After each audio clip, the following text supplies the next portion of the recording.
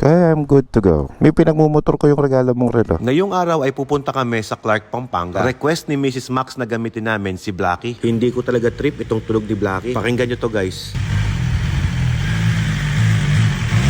Gamit ko pala dito ang empty helmet na breaker. Ito nga pala yung bago kong garahe na ginawa ni Mrs. Max. At dahil mga taga-bukid nga kami, tignan nyo guys kung gaano kaganda yung view kapag dumadaan kami dito. Lahat ng makikita nyo ay puro berde.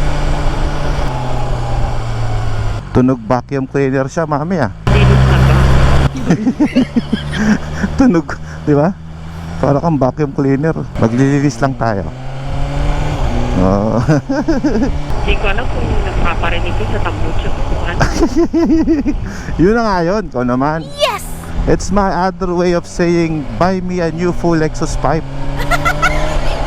Para di naman tunog vacuum cleaner tong motor ko. Mula nga dito sa Alcala, Pangasinan ay bibiyahe kami ng 95 kilometers para makarating doon sa New Clark City. Kulang isang oras ang biyahe namin. At finally, nakarating na nga kami dito sa Clark, Pampanga. Welcome to the New Clark City. Dapat sabihin mo, in 300 meters, turn right, ganon. Ikaw na, ako na mag-drive. Ikaw na mag-drive. Dami na palang establishment dito. Yan sila oh. First time namin nakapunta sa lugar na ito. Ang ganda ng lugar dito. Bagay na bagay sa mga gustong mag-relax. Alright. Let's go. Napil mo. Siyempre.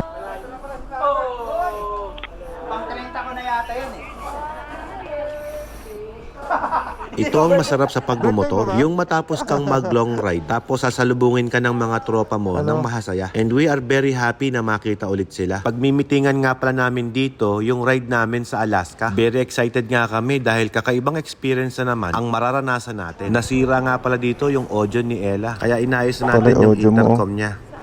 Nakabukas. Sura mo lang na ganyan. Ayan, all goods na.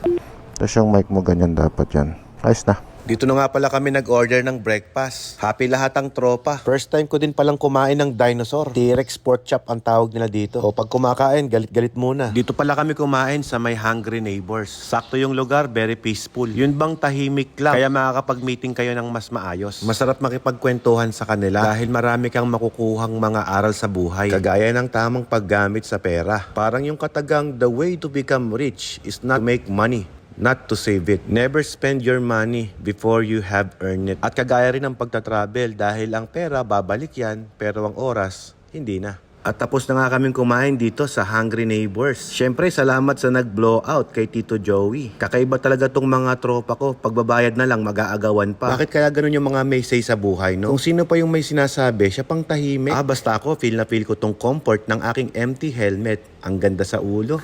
Maagang natapos yung meeting natin, kaya babalik na kami sa Pangasinan. Grabe no, magbe-breakfast lang, bumiyahe pa ng malayo. O siya, dito ko na natapusin ang aking vlog, pero syempre, tambucho pa rin ang topic ko. Pag nakatambucho na to, ganda ng tunog.